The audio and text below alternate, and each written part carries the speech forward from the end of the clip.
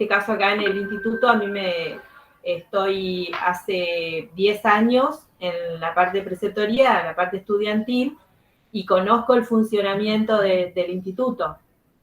Pero sí me atrae la función directiva, no solamente a nivel superior, sino también he tenido experiencias a nivel secundario. Y bueno, una motivación fue poder ser parte del equipo que me permita aprender, porque es un nivel diferente al nivel secundario. Por ahí se manejan otras normativas, otros procedimientos concursales y demás, pero también poder desde esta función colaborar todo lo que pueda mejorar el funcionamiento de la institución. Ahí llegó Darío. Ahí llegó Darío justo, el secretario académico. Bueno, esas serían las grandes motivaciones, también desde la parte personal. No te veas. Bien. Arrimale, ahí va. Hola, Darío. Turnando la cámara. Bueno, esas son las motivaciones, digamos, de crecimiento profesional, personal también, los logros que uno va teniendo a través del tiempo en esta carrera permite por ahí concursar estos espacios y bueno, que uno pueda tomar la posta con el equipo, siempre mirándolo desde lo colectivo, desde lo democrático, de la toma de decisiones, siempre en conjunto. Esas fueron mis motivaciones. ¿Y qué esperabas del equipo directivo y qué te encontraste? Yo espero. ¿Qué me encontré? No, me encuentro con un equipo sólido porque no es por quedar bien con ellos, sino es porque los conozco hace mucho tiempo funcionando y tuvieron que afrontar momentos muy complicados, donde esta función que yo estoy ahora no estaba cubierta, entonces tuvieron que tomar la posta a ellos y realizar tareas que no le corresponden, pero no eran específicas, y la verdad que lo hicieron muy bien, y creo que ese trabajo en equipo junto con el consejo es un trabajo que creo que todos los institutos queremos, ¿no? Que estén alineadas las decisiones o el rumbo al menos, ¿no? Hacia dónde se quiere la meta, hacia dónde se quiere llegar. Okay. Y la verdad que el equipo, yo estoy cómoda en el equipo, muy bien, y siempre espero más, pero espero más en el sentido de que siempre vayamos por más, digamos. Muy bien, muy bien. Gracias, Luciana. ¿Quién sigue? ¿Querés que empiece yo? Bueno, yo escribí porque yo me olvido. Dale, perfecto. Analía, perfecto. En realidad yo soy de toda la más vieja acá en la institución, no de edad, ojo. Yo empecé en el 2008, me incorporé al equipo directivo del instituto como secretaria de nivel superior, que sería el cargo que ahora tiene Luciana. En ese momento, desde ese lugar, me fui encargando de la parte pedagógica porque no existía el cargo de secretario académico ni el de vicedirector, vicerrector. No me acuerdo, pero creo que en 2012, 2014, por ahí se crea el cargo de secretario académico. Bueno, concurso y vengo primera en el listado, así que asumo la función de secretario académico. Función que la venía cumpliendo ya, o sea que fue solo un cambio de nombre. Y en el 2018 se jubila la rectora y accedo por concurso también a la rectoría. Era consciente del desafío que tenía por delante, había que, por ahí cosas que veníamos trabajando, que veníamos cuestionando, cuestionando en el buen sentido, ¿no? Pensando en que era necesario cambiar, ahora había que pasarla a los hechos, así que era un desafío. ¿Cuál es por ahí yo planteaba las fortalezas y las debilidades? Bueno, la fortaleza es esto, de que teníamos un equipo armado entre secretaría, bueno, Darío asume la secretaría académica, él venía desempeñándose como coordinador del campo de la práctica. O sea que es como que el equipo estaba armado, ¿no? Era un cambio de nombres, pero teníamos la base. ¿Qué me pasó a mí con la función de rectora? Yo pensaba en mi cabeza, y como está en el régimen orgánico, que mi función iba a ser más lo administrativo y lo pedagógico. Y en un momento, como dice Luciana, de este año y en varios años atrás, nos hemos visto desbordados de trabajos que no nos permiten sentarnos a charlar con el colega de cómo vamos, ¿no? Nos sobrepasa lo administrativo, sobre todo en un instituto tan grande como tenemos de estudiantes, de matrícula, de carreras, y que somos tan pocos. Por ejemplo, no hemos podido cubrir la función de coordinador del campo de la práctica. Entonces, esa función la cumplimos con una suma de voluntades, Darío, yo por ahí, y ahí vamos, ¿no? ¿Y por qué no la han podido cubrir? Por el perfil que tiene, porque es profesor de ciencias de la educación u homólogos. Y lo que nos dijo el consejo cuando conseguimos otro profesor es que el artículo 80 era por el modo de acceso, pero no por el perfil. O sea, no tenemos. Imagínense que tenemos estudiantes de profesorado de matemática, de lengua, de biología, de tecnología, de inicial, química, teníamos una estudiante de una tecnicatura también que había quedado, primaria y enfermería. ¿Qué cantidad de alumnos tiene el instituto? Y estamos hablando de 530 y piquito de formación docente y 142 de enfermería. Vos conocés el instituto que estuviste con nosotros. Sí, sí.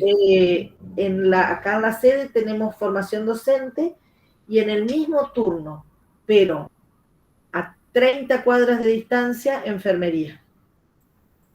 Imagínate cuando estábamos sin secretaria, solos, desbordadísimos. La verdad, a mí,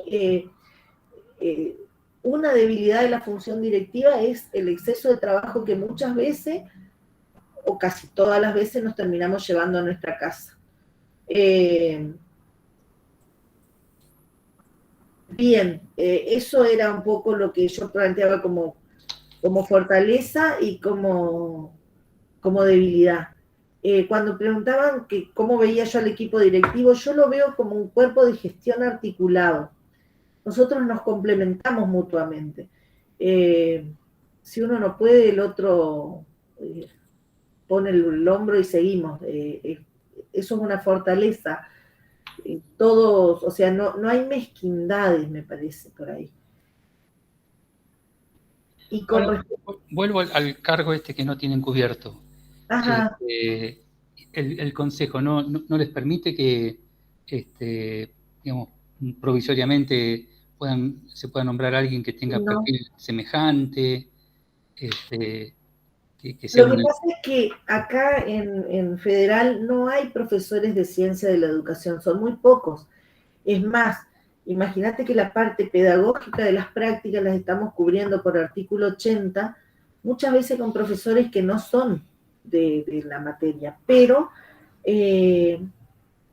estimo, y es una lectura mía, este año se complicó más por el tema de las credenciales de los asesores pedagógicos. Entonces muchos decidieron quedarse en las escuelas secundarias para tener credencial. Y otra cosa es la oposición también. En secundaria se accede por puntaje, digamos, exacto. La credencial, y en superior por oposición. Exacto. Claro, y es un poco más desafiante, digamos. Exacto.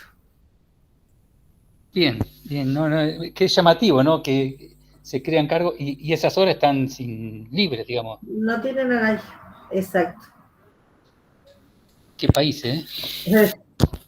Lo que pasa es que, y esto es una postura personal, si no hacemos una bajada de territorio y conocemos la realidad de cada localidad, yo puedo seguir creando carreras y mandando carreras, pero si conocieran el instituto, se darían cuenta de que no tenemos ni siquiera espacio para tener 600 estudiantes. Sí. Sí, cuando dijiste el número, yo Y, me y- acuerdo que tenían muchos alumnos, pero sí, no me imaginaba. y nosotros, a ver, el desgranamiento de matrícula que tenemos y que nos asusta, tampoco es tanto, pero nos asusta en relación a que tenemos estudiantes que año a año van empezando y dejando y se van sumando a otra carrera, ¿no? Que bueno, eso lo vamos a charlar en la segunda parte, pero la verdad es que la cantidad de gente, y si nosotros decimos que no, ellos no tienen problema desde el CG, no te crean carrera, pero vos también estás relegando a la ciudad y en este momento de que no se pueden ir, o sea, te cargan a vos una responsabilidad social por algo que ellos no gestionan, que es la creación de un lugar físico que nos contenga a todos.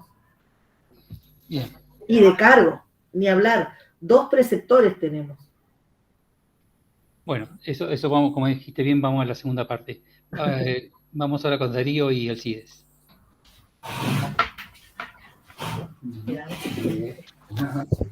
Bueno, yo arranco. Bueno, yo comencé en noviembre, fines de principio de noviembre fue creo que el 6, a partir del 6 creo que la toma esa. Y bueno, como motivación, uno en principio espera siempre saber de qué se trata, ¿no? Y entra, digamos, con ese motivo que uno busca, ¿no? Entonces era justamente eso. Más allá de que a veces uno había ocupado yo el cargo como suplente en una época, y entonces también me tocó una reunión, entonces más o menos yo ya sabía, y por eso fue, digamos, que acepté más que nada, digamos, el desafío.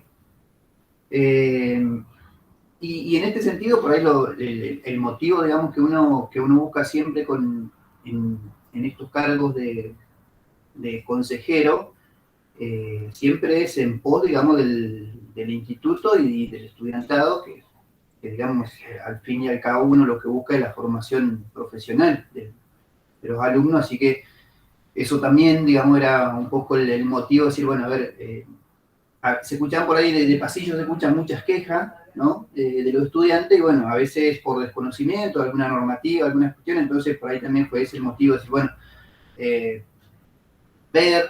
leer las resoluciones y darle una respuesta, digamos, concreta por ahí a ese grupo de estudiantes que tenía, a veces, reitero, por desconocimiento, digamos, de las resoluciones, o que a veces quedan como libre interpretación, entonces como que cada uno por ahí la quiere acomodar para su lado. Así que eso fue un poco el motivo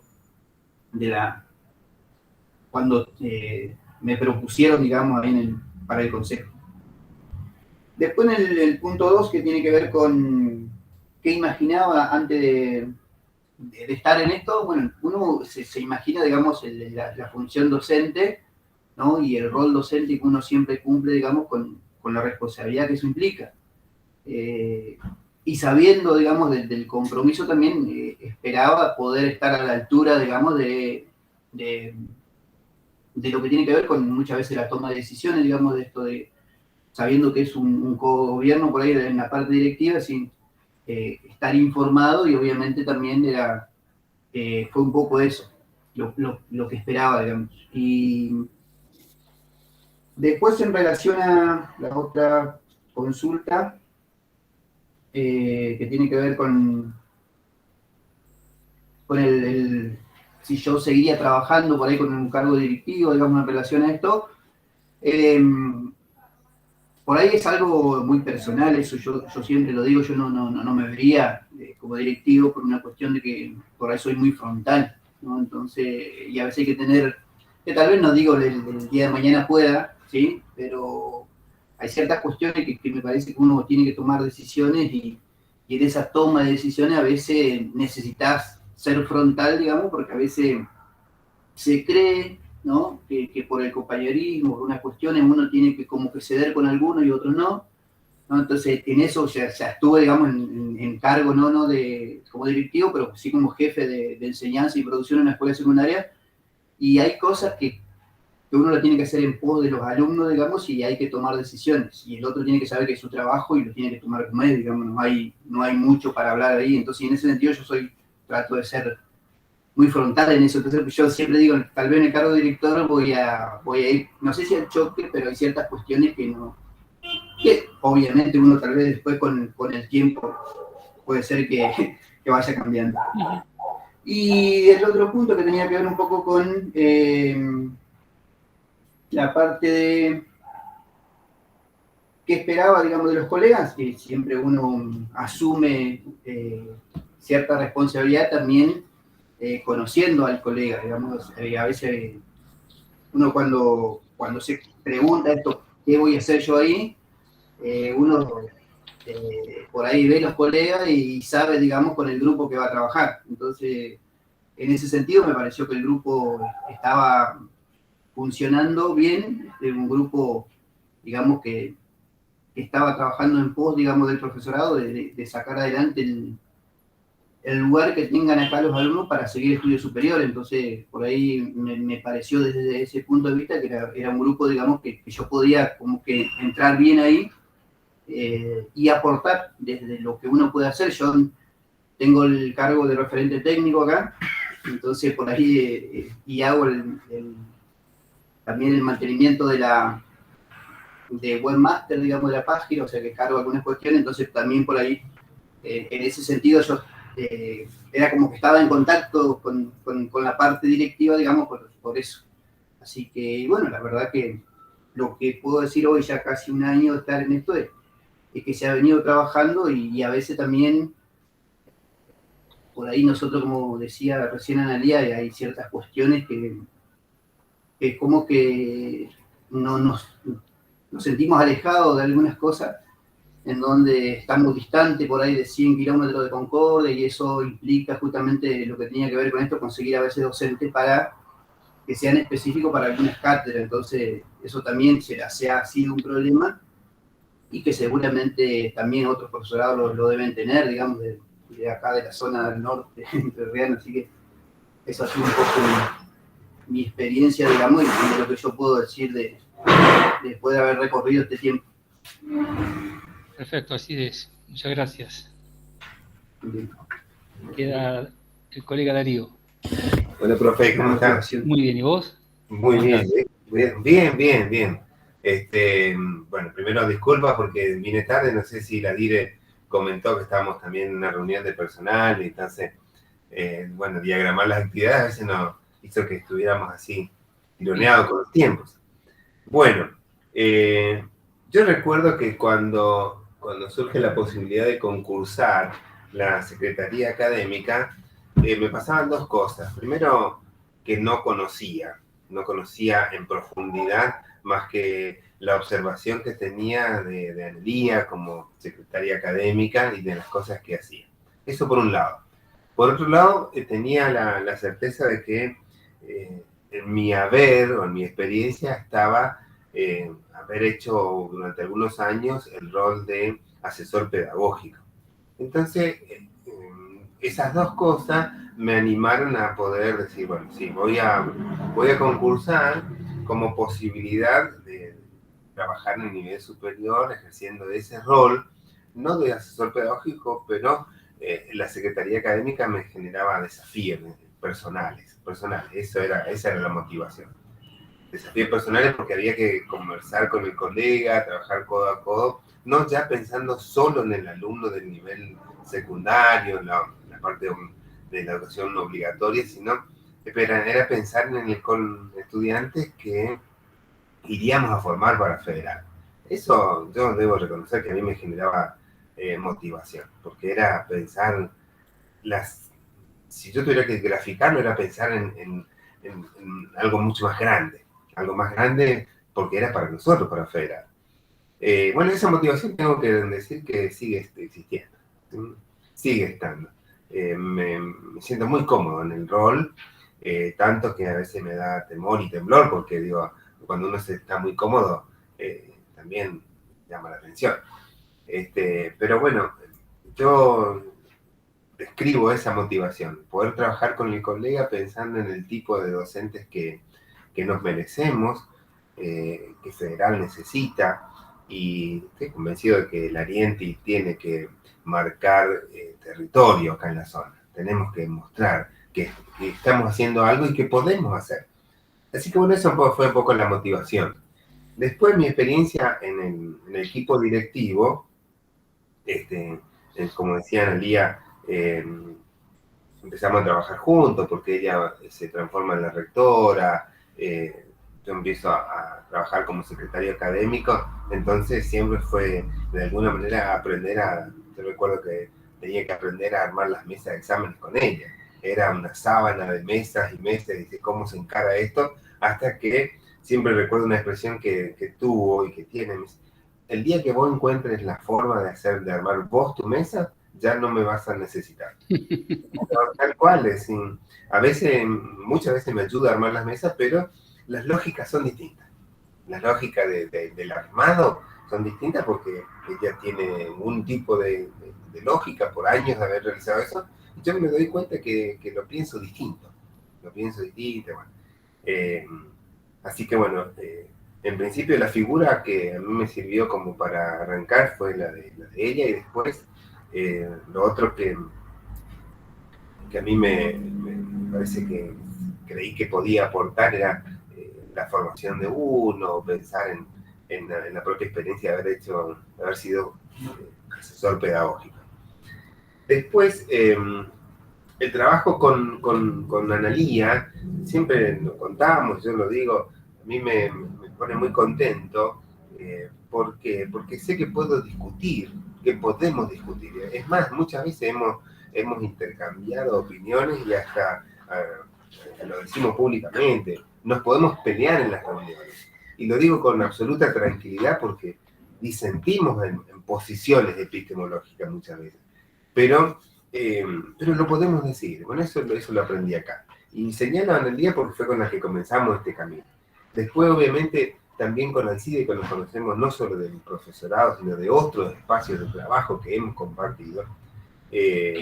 También tenerlo como referente técnico y ahora como consejero en su segunda gestión, era también tener la tranquilidad de que uno puede compartir con alguien y conversar seriamente sobre lo que uno espera de la educación, y no pensando que el otro opina igual, que podemos disentir, pero sobre todo que podemos conversar y proyectar. Y bueno, con Luciana nos estamos conociendo en el rol, en el equipo directivo, nos conocemos desde otros lugares, de otros roles también cuando empezamos en la tarea. La sensación que tengo es que podemos trabajar en equipo y nos podemos acompañar. Así que bueno, esa es la percepción que tengo del equipo. Y hay una tercera pregunta que señala sobre la posibilidad de si me imagino ocupando un cargo directivo. Sí me imagino. Y me gusta imaginarme. Yo, cuando comencé con esto, creo que en la intimidad de la confianza tanto con Analía y en algunas oportunidades también con Alcide, hasta me fui animando, yo me animo a decir que me gusta la tarea. Me gusta y me gusta prepararme para tal fin. Y sí me veo ejerciendo el rol.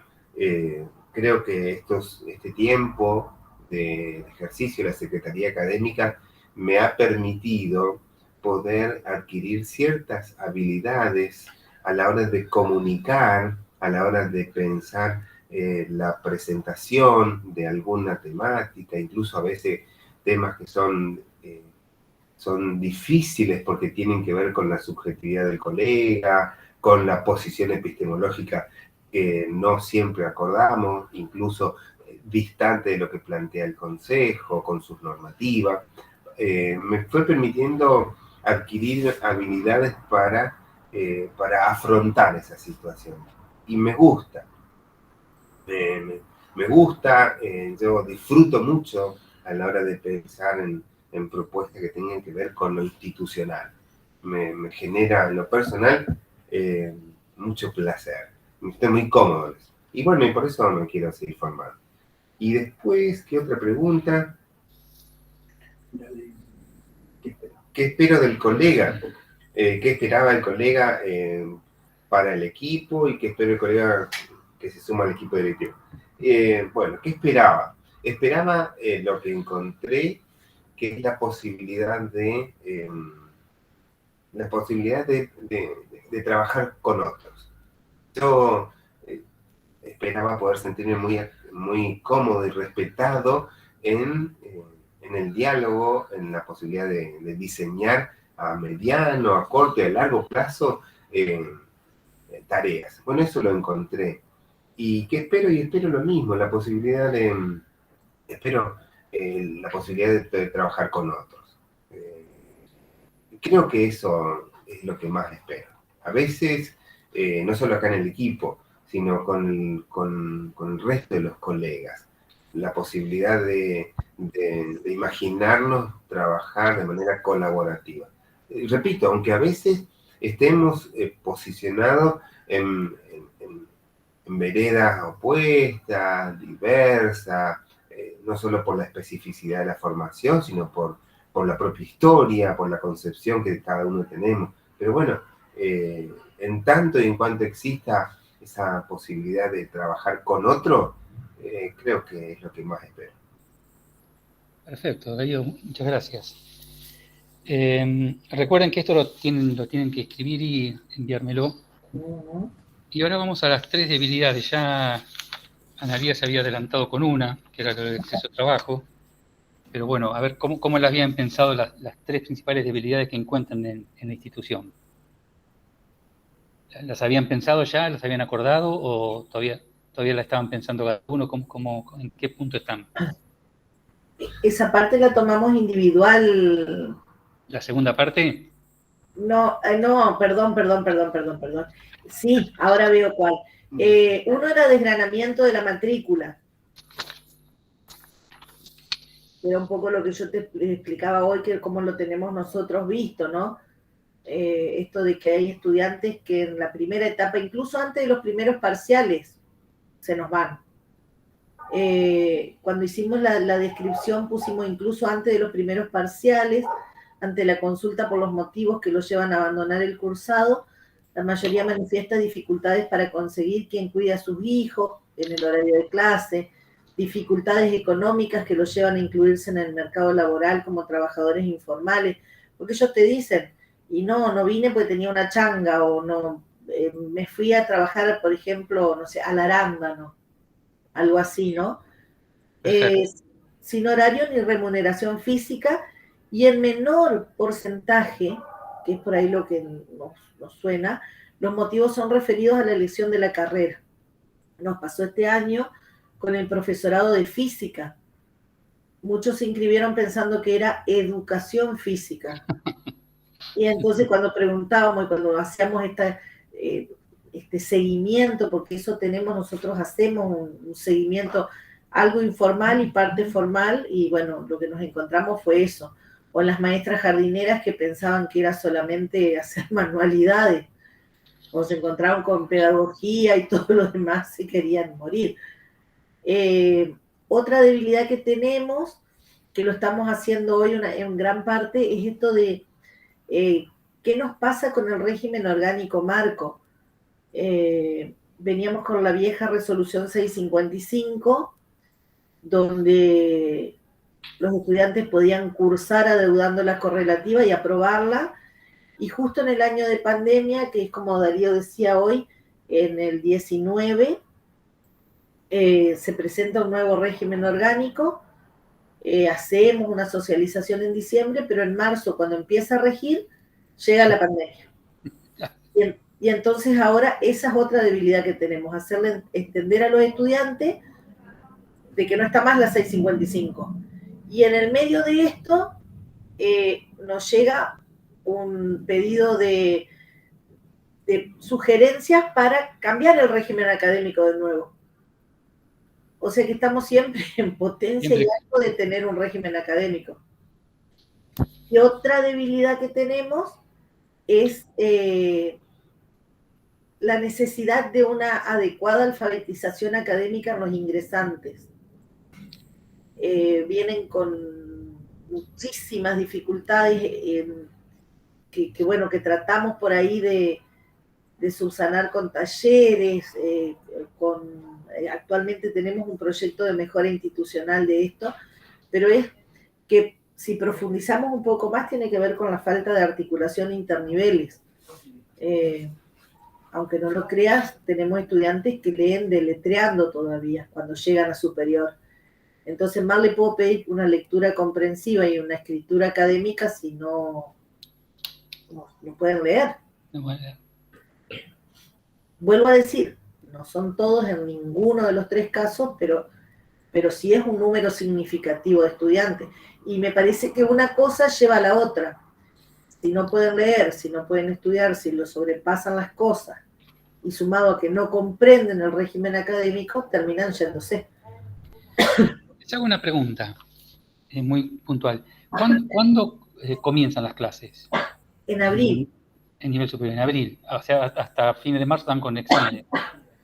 Hasta fines de marzo estamos con mesas, con ciclo introductorio. Abril, Ajá. mayo y junio sería el... Sí. Después julio son 15 días de vacaciones y 15 días de exámenes. Pero nosotros en los exámenes, y como tenemos estas debilidades, primer año tiene clase. En los exámenes.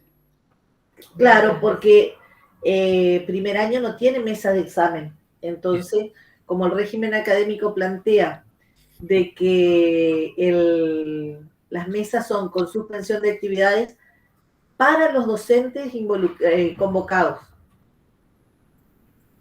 Antes, el viejo régimen académico, la resolución 1972, daba... los chicos no tenían que venir a clase. Pero ahora sí. Es un caso particular de ustedes que lo hacen así y para primer año, pero digamos, en la normativa general, el primer semestre, el primer cuatrimestre sería abril, mayo y junio. Exacto. Y después el segundo sería agosto. Septiembre, octubre y mediados de noviembre. Octubre y medio noviembre. Uh-huh. Tenemos 6 meses y medio de clases. Exacto. Escuché que decías que antes de los parciales, o sea, en ese periodo de clases, uh-huh, también tienen exámenes, que son parciales. Sí. Claro, y puntualmente el desgranamiento empieza con los primeros fríos.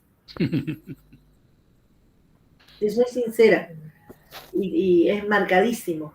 Y también con esto de los primeros meses, también hay carencia entre que se renuevan las becas y que empiezan a cobrar y todo es lo que hace que se incorporen al mercado informal. Sigo con las preguntas estas. Y, por ejemplo, ¿qué cantidad de materias tienen en promedio por año, en primero, segundo, tercero, cuarto año? ¿Cuántas materias tienen? Entre 10 y 13. 10 a 13 materias. Sí. Es una locura. Es una locura esto. Pero ustedes se dan cuenta. Tenés 10 a 13 materias que arrancás en abril. Mayo y junio se terminó el primer semestre. Incluso en esos 3 meses tuviste días de parciales. Días en los cuales tuviste que estudiar para ser evaluado. Agosto, septiembre, octubre, medio de noviembre y comenzamos con los exámenes de vuelta. Ahí tenés segundos parciales. Porque ahí definís quién promedia, quién promociona y quién no. Había un profesor, amigo mío, que decía que los profesores de nivel superior en Argentina en general somos, yo fui en realidad, ya no soy más, pero los profesores de nivel superior son como los jugadores de básquet de la NBA.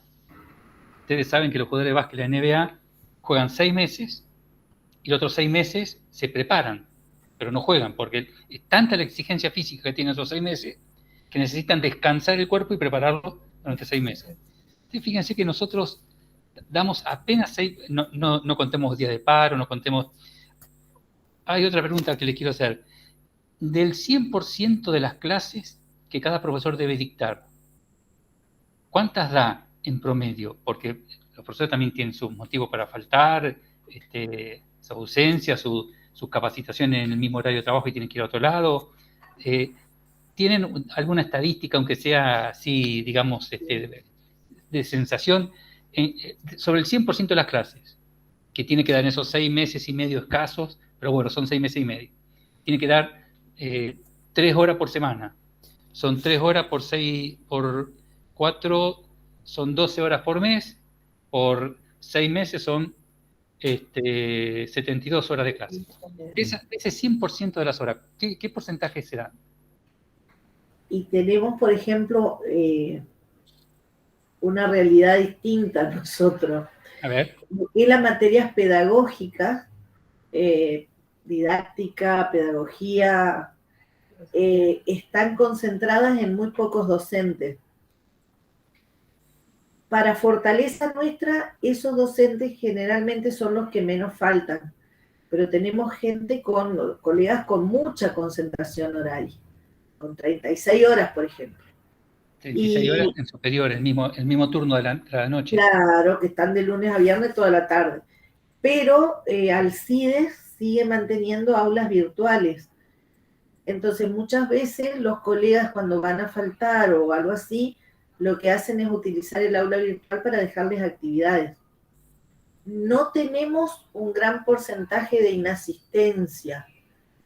De 50 y pico de docentes, y nosotros tendremos 1 o 2 que falta por día. No tenemos gran...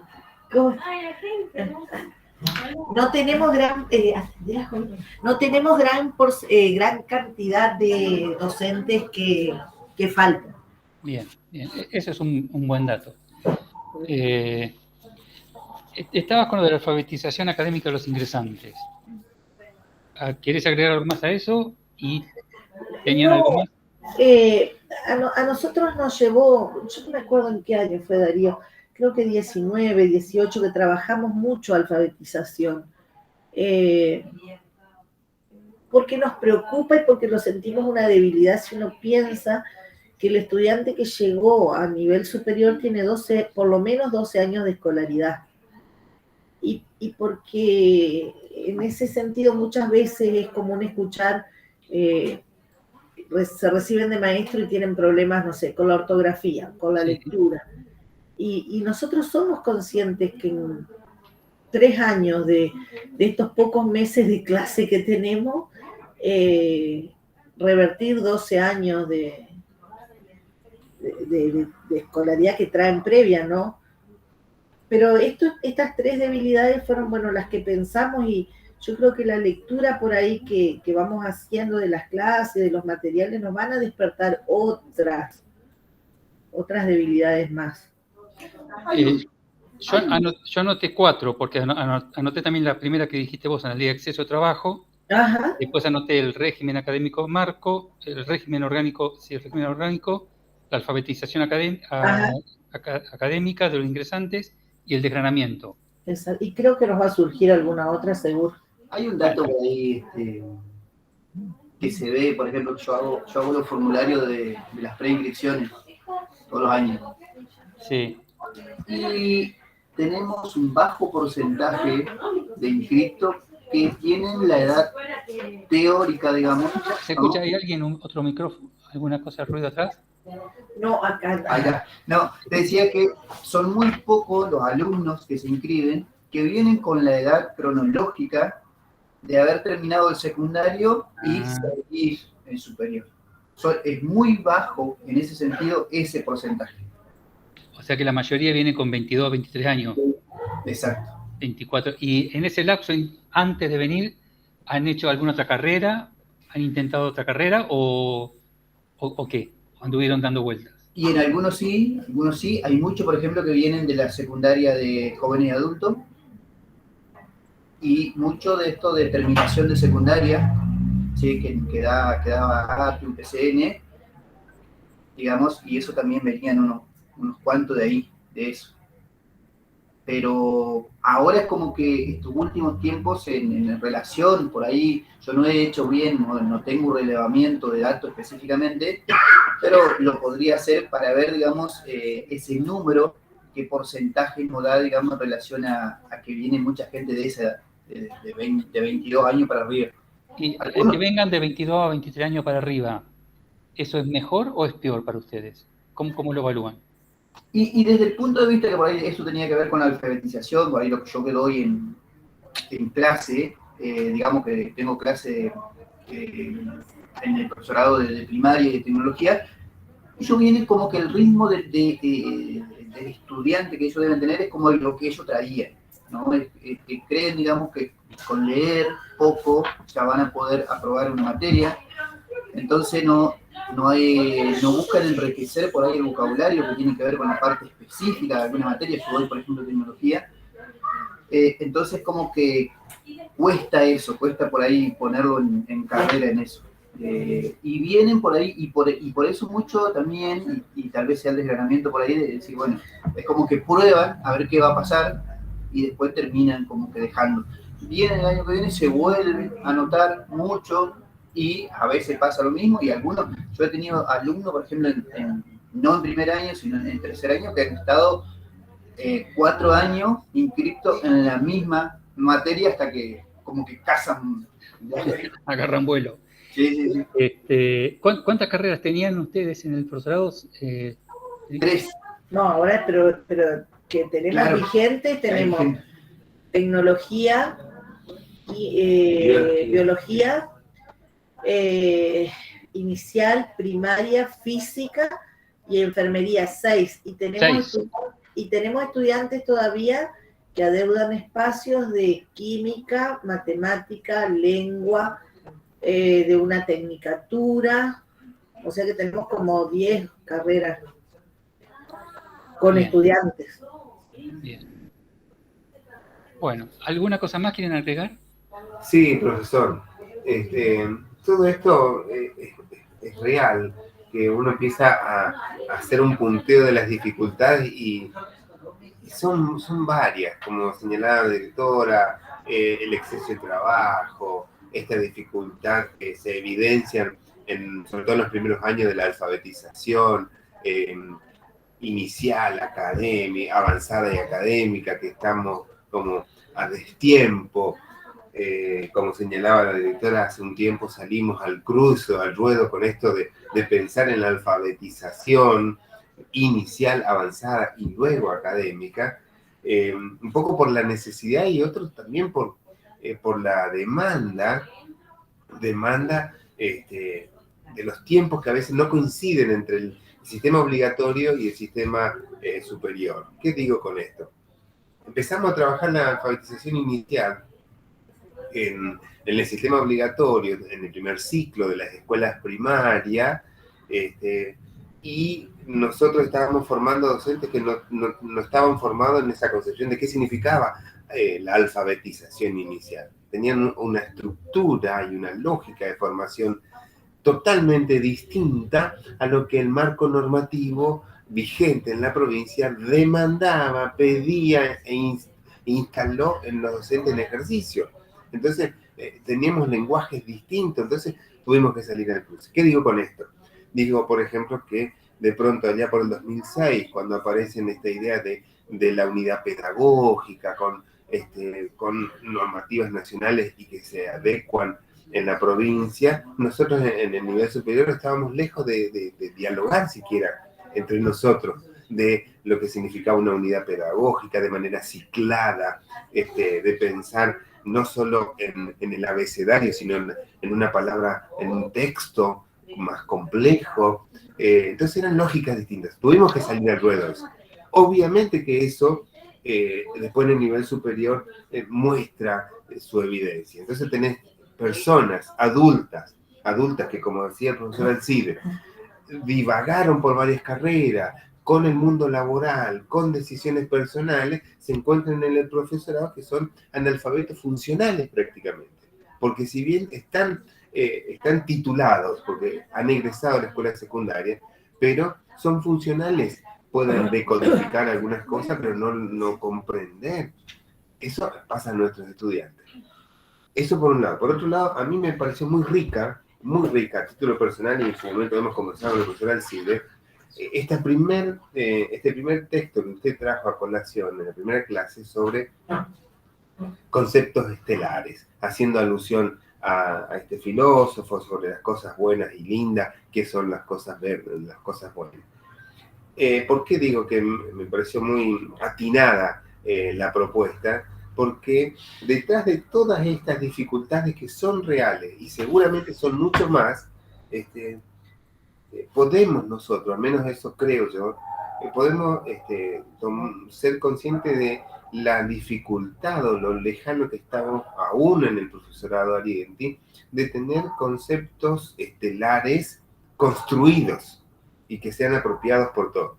Todos decimos que, como bien señala usted en su texto, no sé, docentes críticos, pero no hemos generado el espacio como posibilidad de construir un objetivo que no solo nos identifique, sino que nos aglutine, que sea nuestro, que no solo suene lindo, sino que sea nuestro.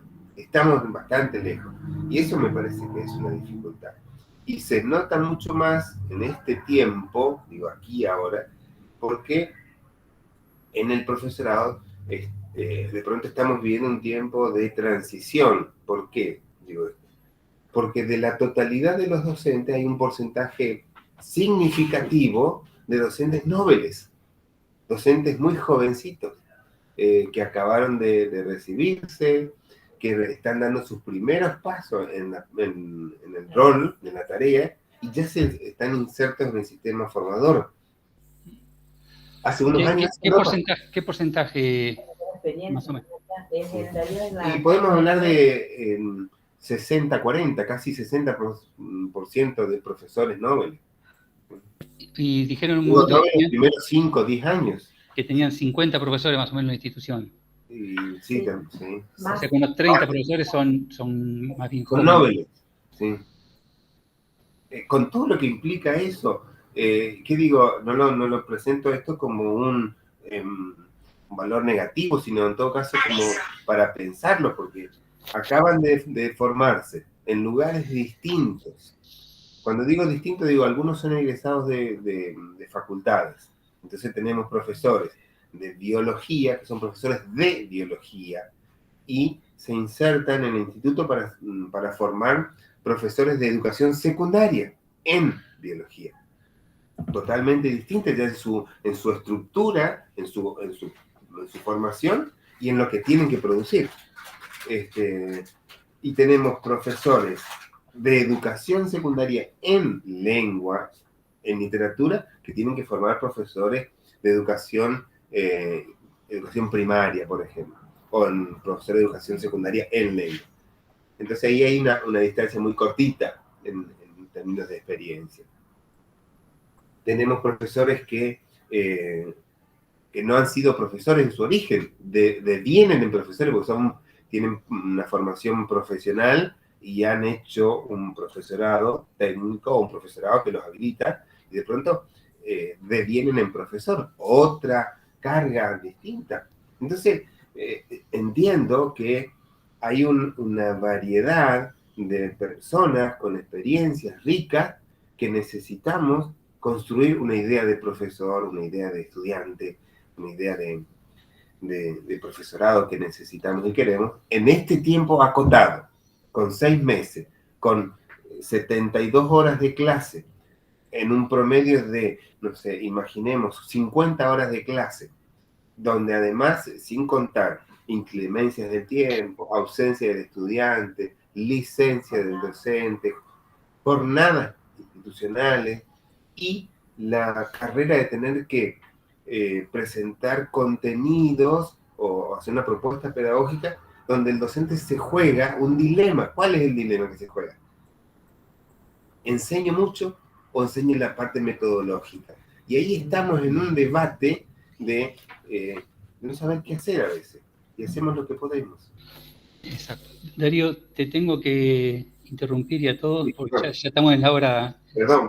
No. Simplemente es que se nos pasa el tiempo rapidísimo, porque estas cosas, cuando uno se engancha a hablar, son realmente muy interesantes. Sí. Hasta acá yo les agradezco la conversación. Espero que me manden el punto 1 por escrito, por mail.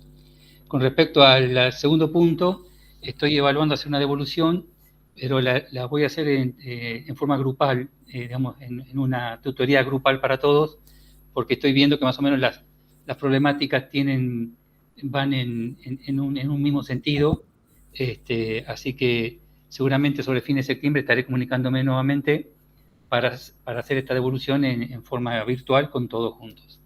Por ahora les agradezco y nos vemos el miércoles en la clase de, si están, de Bárbara Prisión. Perfecto. Muchísimas gracias por su tiempo. Gracias. Chao, chao. Chau.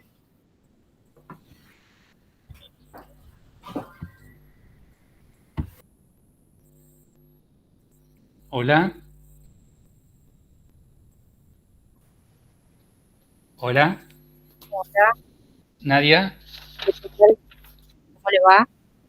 Bien, te escucho medio ¿Medio bajo?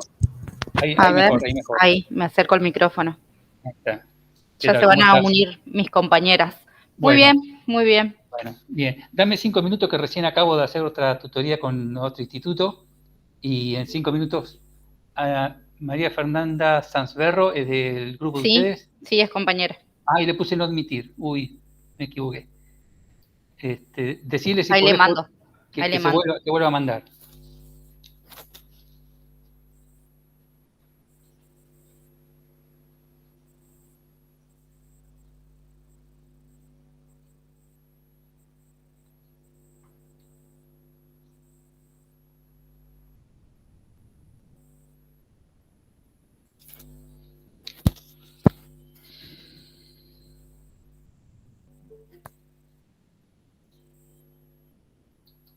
Ahí está.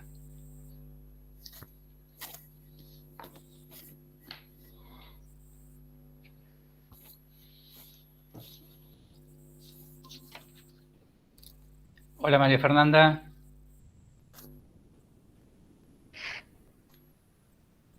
A ver. Hola, buenas tardes. ¿Cómo le va, profesor? Hola, Muy Nadia. bien. Hola, Fer.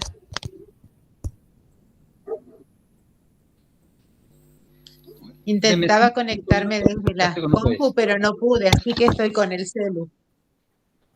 En realidad se equivocó el profesor y te puso no aceptar. Entonces por eso te mandé un mensajito yo de que te vuelvas a conectar, que apretó sin querer. Sí, más vale, yo iba a intentar de nuevo. Te decía que intenté conectarme desde la compu, pero no pude, así que estoy con el celular.